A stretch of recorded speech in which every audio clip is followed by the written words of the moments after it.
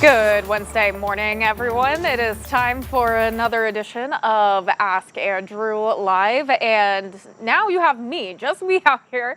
It is very sunny, as you can see. It actually feels really good outside too, so I'm completely fine with getting out of that cave of a studio and being out here and enjoying some of the sunshine. It also feels a lot better. I know it's been very humid. We've had a boundary that has just continued to impact our area over the past several days, bringing in the humidity, bringing in constant rain chances, also bringing in a lot of cloud cover. But now we are finally seeing a break in that pattern. Temperatures are going to continue to stay seasonable with us, but we do have this area of high pressure that is continuing to influence us, and it will pretty much drive our weather here for the next 48 hours. We're continuing to see those northerly winds as that area of high pressure is off to our west, keeping in sunny skies. But again, dew point temperatures are feeling a lot nicer for us here. We have seen dew point temperatures now in the mid 60s so far. And yeah, when we're talking about dew points, when you have those dew point temperatures in the 60s, it's still rather humid. So yeah, you can notice it, but it's definitely not as bad as it has been over the past couple of days.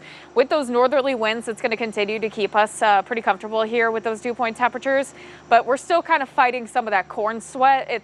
We're not done with that season by any means, but still definitely feeling a little bit better. Don't get used to it though, because we're going to see some big changes once again once we get to the upcoming weekend.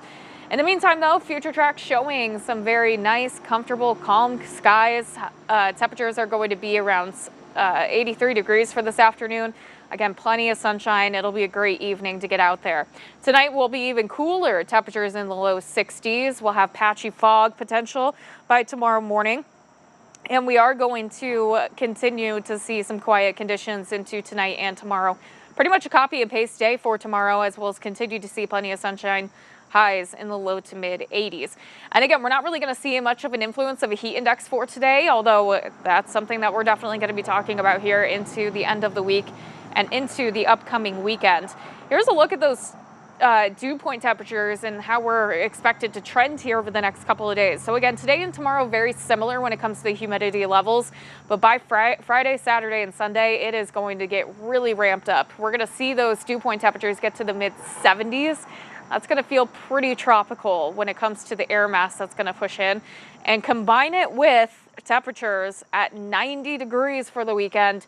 It is going to be a bit miserable. Hopefully you guys have some ways to cool down, or at least a pool to enjoy, because I'm sure those are going to be busy for this weekend. Good news is if you do have any outdoor plans, we're not going to track in any chances of rain. We'll hold those off through the weekend, but still it is going to be not the best outside. You're going to have to keep an eye out on yourself, your pets, your friends, family, neighbors, practice those precautions. I am anticipating that we are going to see possibly some heat advisories issued for the weekend, because here's a look at those heat index values. Once we get to Friday, there's going to be a couple of us that get really close to that territory of heat advisory criteria, which is just around 100 degrees for those heat indexes. And we're going to see potentially a couple of our hometowns get really close to that 100-degree mark, especially for areas south of I-80. The rest of us are going to feel like the 90s for Friday afternoon. But then all of us are going to have to be on guard for those triple-digit heat index values as we get into Saturday and Sunday. Could have widespread heat indices around 100 to 105 for Saturday and Sunday. So that's what you can expect for the upcoming weekend. But again, we just have to get through the weekend. Once we do get through this weekend, that's when we're going to start to see temperatures calm down for us. So Monday is still expected to stay pretty warm, but we'll start to see some changes with that pattern, bringing in some more rain chances. Obviously, with a drop in temperatures like that and with a moist environment, we do see a lot of storm energy with those conditions. So we'll have to watch closely with any of those storm chances. And if we get any severe weather, it's still way too far away to be able to really call anything for that. But it's still definitely something that we'll keep a close eye out on here as we head through the next several days. Now, going into the 14-day tracker, we are going to continue to see a really nice lineup. Again, once we get through the weekend and we see those temperatures in the 90s, again, feeling like 100 degrees, we'll get a really nice lineup here after we get to that second week. So it is going to be a really, really, really good second week for us as we get into the afternoon, or once we get into that second week of the 14-day tracker. So again, going to be a big treat for us as we get into next week.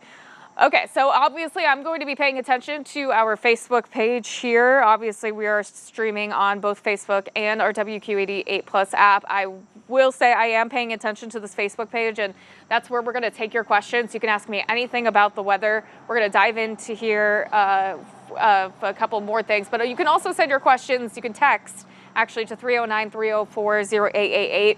Our digital team is going to be watching for those questions we sent in. They'll make sure that they get to me too. So again, anything weather-wise, you can ask me. It can even be about winter. It doesn't matter. But still, we're going to take a close look at rain chances that we saw this past weekend. We're going to take a look at flooding, and we're also going to take a look at the tropics, because starting to see a little more activity ramping up there, and we could potentially see our first hurricane of the Atlantic season here in the next couple of days. So first things first, we're going to start with the tropics, actually.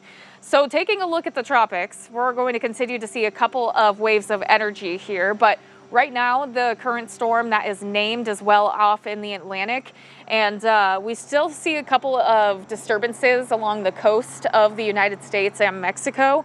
Right now, those aren't as certain to turn into storms, but rather they are just some pretty good waves of energy. So when it comes to our current named storm, it is in just off the coast of Africa right now. It is Tropical Storm Erin. Right now, peak winds are at 45 miles per hour. As we get into the next couple of days, that track, it does look like it's going to go directly west. So we do have a potential that the United States is going to get impacted by this storm, but right now it is forecasted to reach Hurricane 1 or Category 1 status storm by Friday morning, and it could ramp up into Category 2 status by Saturday. And we're going to continue to keep a close eye out on it. Right now, the extended forecast that goes out to Monday still keeps it away from the United States, but we could definitely see that storm get pretty close to the nation. So again, once we do see this ramp up in hurricane season and we start to see quite a bit of activity, that's where our forecast here might get a little more difficult, because I don't think people realize that what's going on in the tropics can really influence what's happening closer to home. So we'll have to keep a close eye out on it. It can kind of stall some of our weather systems here closer to home, whether good or bad, keep us in a nicer pattern, could bring in some more heat and humidity.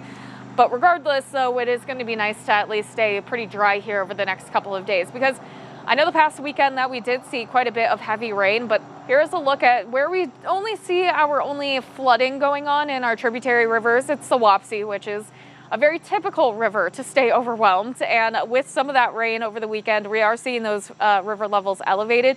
It's still considered in a flood stage, a minor flood stage, sitting at 11.14 feet this morning. Good news is it is expected to drop pretty rapidly as we continue to see these dry skies. And in fact, it should get out of even action stage by the time we get to this weekend. So good news there, and it'll continue to stay low, and we right now don't really see any rain chances, at least through the weekend. We won't return those chances until early next week. So again, that's some good news there for the Wapsie itself, but that's really the only place that we have been seeing some flooding. Here's a look at the rainfall amounts from Sunday morning. I know Sunday morning we had a lot of rain. We saw this, we were tracking it well into the weekend, just before the weekend, that we knew that we were going to get some pretty heavy rainfall. However, it was a little bit of a difficult forecast for sure, because we had this boundary that was just so strong and stable, but it also was kind of going back and forth, moving east to west. And with that orientation, it moved that heavier rain axis to the Iowa side of the Mississippi River, and we saw much lower rainfall amounts on the Illinois side, especially here in the Metro Quad Cities. I want to point out that Davenport picked up 3.18 inches of rain. I'm assuming that's a report coming from the airport, but Moline saw less than half of an inch. So that just goes to show how different, how isolated these heavy downpours can really get. Muscatine got nearly, I was seeing some reports getting pretty close to 5 inches of rainfall in the Muscatine area as well. So it is nice to at least take a break from all this rain. I know that's something that we have been seeing here as of late. A lot of flooding across the entire United States. It seems like we're always talking about some new town that has been seeing some pretty flooded areas. Okay, let's get to, again, with Sunday morning especially, we heard a lot of loud thunder. I was going to say loud lightning, which I guess is the same thing. We saw a lot, we heard a lot of loud strikes outside, and that also continued into early this week.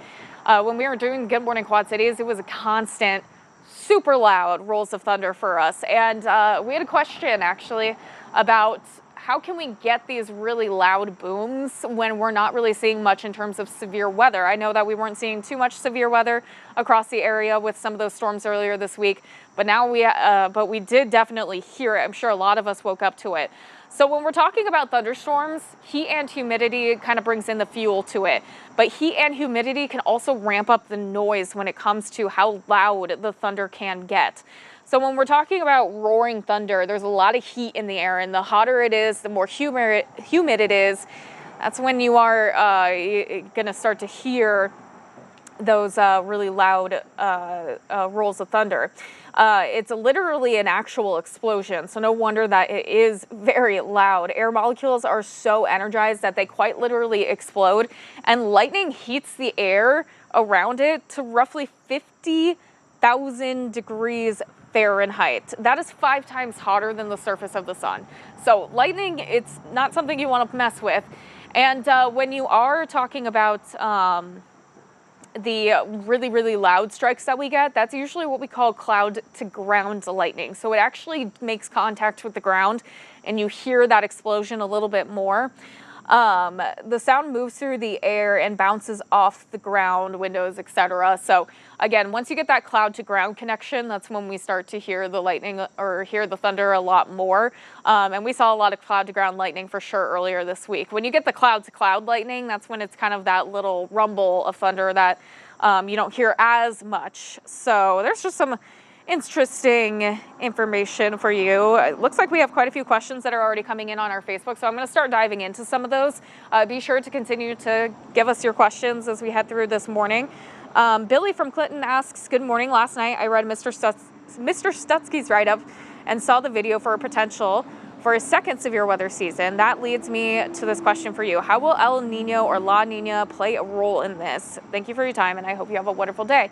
I actually haven't taken a look, but I can quickly take a look at where our where the ENSO pattern is. That's the El Nino Southern Oscillation Pattern. It's a teleconnection, which means it is a huge weather system. And the ENSO is the one that influences us here in the United States the most. And when it does come to El Nino, La Nina, it can influence our severe weather season, but the bigger influence definitely comes to play during the winter time. But I am going to take a look at where we are when it comes to our Nino forecast, in which the Climate Prediction Center is the one that monitors those kinds of patterns. And they do issue watches or warnings when it comes to if we're seeing a change in El Nino or La Nina. Okay, so let's go El Nino forecast. This is a very good question. And I should have I haven't looked at it in a really long time. I know that we were in a neutral. So we're still in a neutral phase right now. So that's where we haven't been talking about it much. But let's take a look at what's going on as we head into the fall and the winter. Okay, actually, it looks like we could see a La Nina this winter, but it's not a very strong signal. In fact, we could stay pretty neutral going into the winter months. And again, when we're talking about El Nino, La Nina, the La Nina generally will bring us in more cooler conditions, and El Nino usually brings in warmer, more mild conditions for the Midwest especially. So right now with neutral, it's pretty much all at play. It could go either way as we head into the winter season. But also when we're talking about El Nino and La Nina and the Atlantic hurricane season, that can also put a factor into hurricane development. Usually La Nina can ramp up some of these storms, but the National Hurricane Center in NOAA did release their hurricane forecast earlier or just a couple months ago, and it's definitely looking a bit more active. Now, we have had some named storms. We're on storm name E, so we've had A, B, C, D already, but none of them turned into a hurricane. All of them were just tropical storm status before dissipating. But again, with the tropical storm Erin right now, that could definitely be the first hurricane that we see, and we could see quite a few major hurricanes. But that's a really good question. Again, right now we're in neutral phase, so we're not really seeing any many impacts here in the next couple of months when it comes to the ENSO. Frank and Moline asks, how are drought conditions evolving in Iowa and Illinois, and are we leaning drier into late summer or getting relief? I know that's definitely been something that a lot of us have been hoping for, is to maybe get a break from all this rain. We've had a lot of saturation here during the summer months.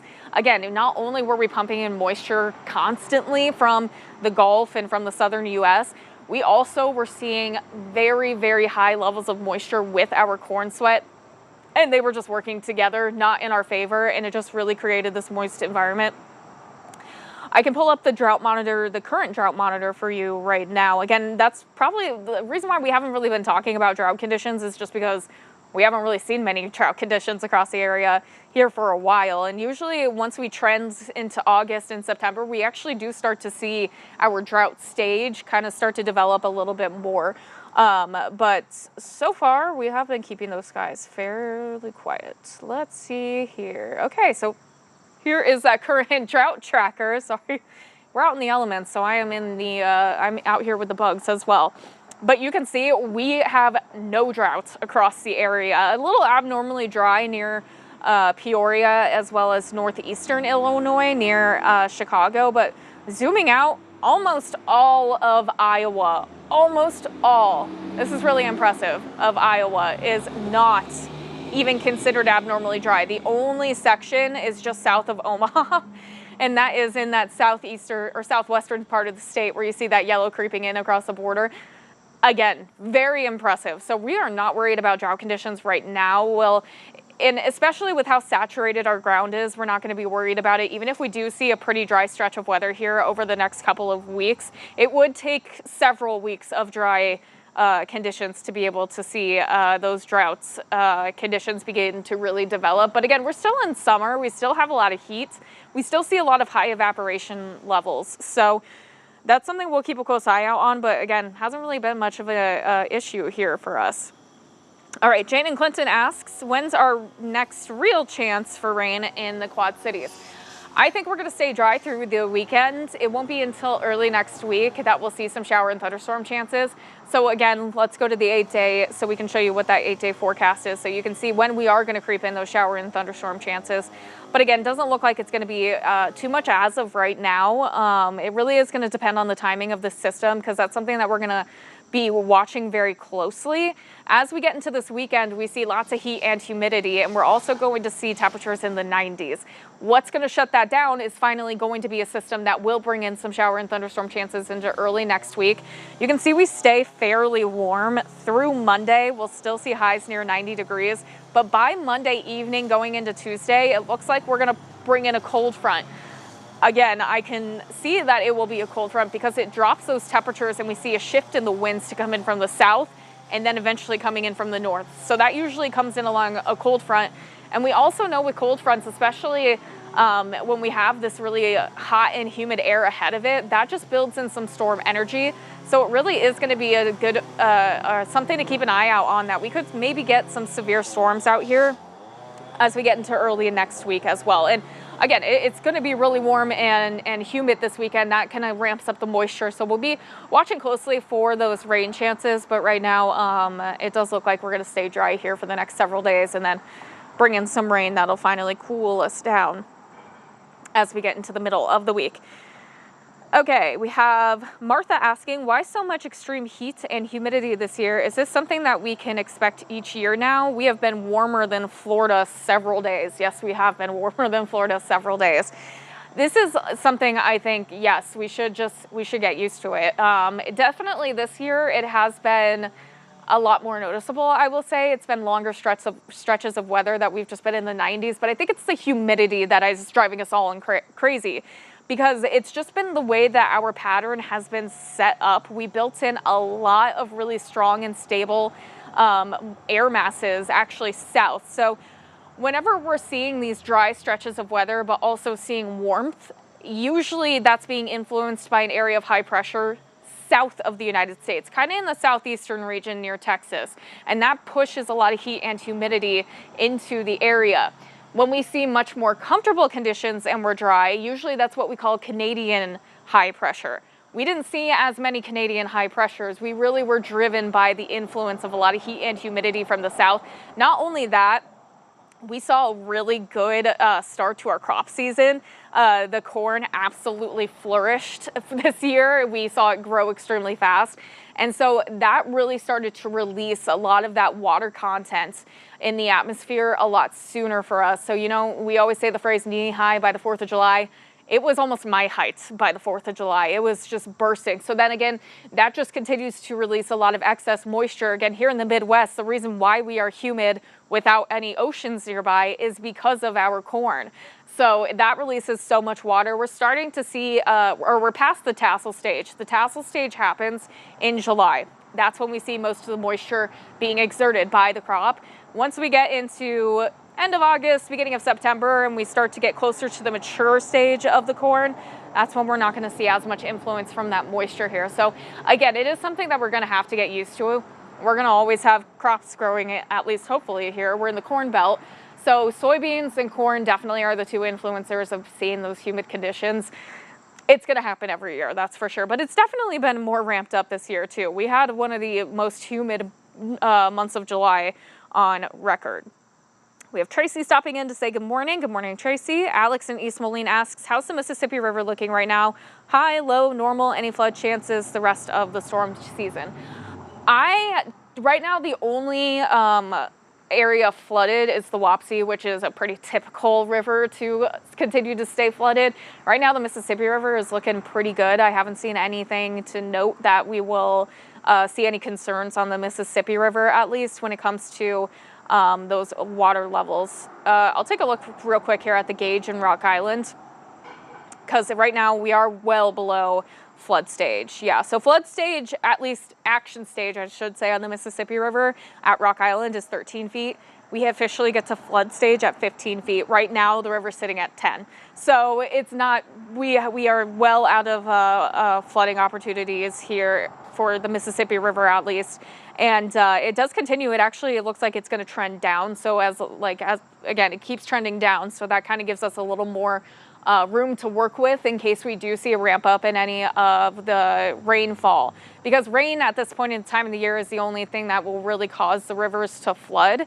So hopefully we can get a couple of weeks of some dry weather, because I think we deserve it. 1, 2, we don't need any more rain. Obviously, we were just taking a look at that drought monitor, and there's been absolutely quiet skies for us here. Okay, what did I do? I lost my, okay, here we are.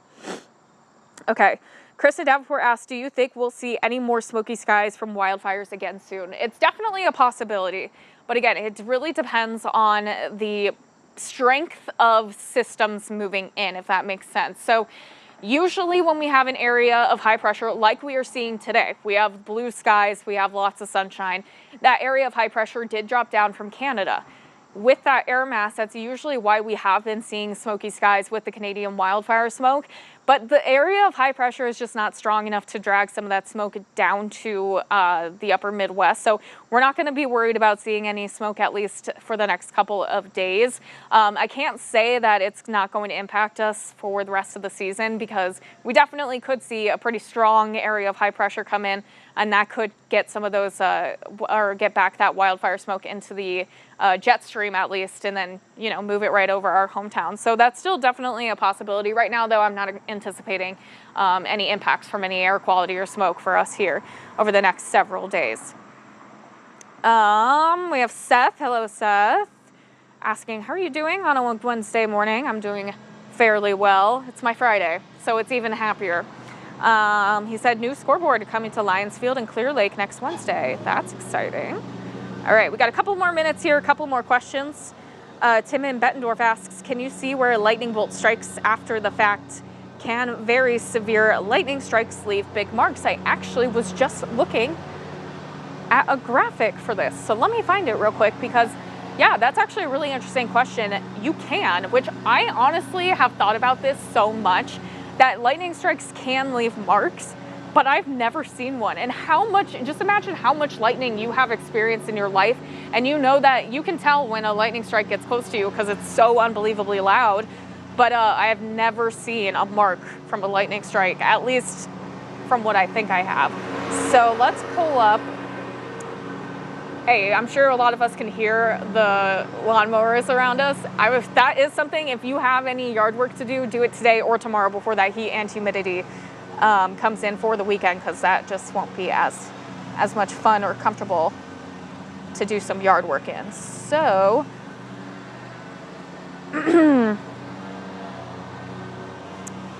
all right.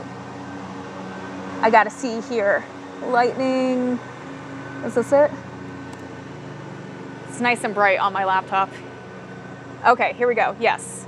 All right, let's get you this graphic, because this is where you can see that we have, whenever we have cloud to ground lightning, you can have these, those marks. So, wow, this is such tiny writing. Okay, the Lichtenberg figures, branching patterns that resemble trees scorched into the ground. Intense heat travels along the surface of the ground.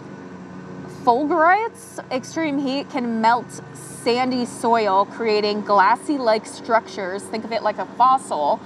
And then ground composition, the lightning can change the chemistry of the soil. I actually did not know that. I just learned something. Again, this graphic came from our very own Andrew Stutsky. Obviously, he is a wizard when it comes to creating graphics. But yeah, you can definitely see some impacts to the ground from lightning. But again, I really do think it's crazy that I've just never seen it. Maybe I just haven't even been paying attention enough. All right, Michael Emolian asked, did you see the Perseid meteor shower and when can I see it today? Yes, the Perseid meteor shower is still going on, happens every year in the middle of August. I'd say tonight is going to be a great viewing because we're going to have clear skies. It's going to be actually comfortable tonight. Those lows are going to be in the low 60s, and then we're going to continue to see a lot of pretty decent conditions tonight. Again, clear skies, and I think the best time to view those meteors is just after the sun goes down and when you start to see those darker skies. But I promise, if you get yourself somewhere that is really dark, regardless, you will see at least a couple meteors a few times an hour. So it is a really cool viewing experience. I highly recommend if you can get out there tonight to see it. All right, last question here before we let you go. We have Andrea in Davenport asks, when will we start seeing those first signs of fall weather? Isn't that the golden question? Usually by the time we get to September, we kind of start to see those effects of, the drier air starting to come in. We start to see those cooler mornings starting to take shape as well. So usually during the month of September, and September 1st is meteorological fall. So that's usually when we start to see those temperature trends begin to go downward a lot more. So we'll start to see those signs of fall a little bit more in September. If you're talking about the leaves changing, usually we see that at the end of September going into the beginning of October. Usually peak coloring across our area is within that second or third week of October as well. I'm excited for fall, especially after the heat that we have been experiencing. It's going to be so nice to finally get that in. Again, thank you. So we got a couple more minutes, but I'm going to let you guys get out of here early, and thank you for joining me. And thanks for asking your questions. Of course, you can join us every Wednesday right here on Facebook, as well as our News 8 streaming app. And you'll have meteorologist Andrew Stutzky back with you. Wait, no, you won't. I'll be back here with you next week, possibly with Peter. So we'll see you next Wednesday at 9 o'clock. Continue with us and watch free now on the 8 Plus app everywhere you stream.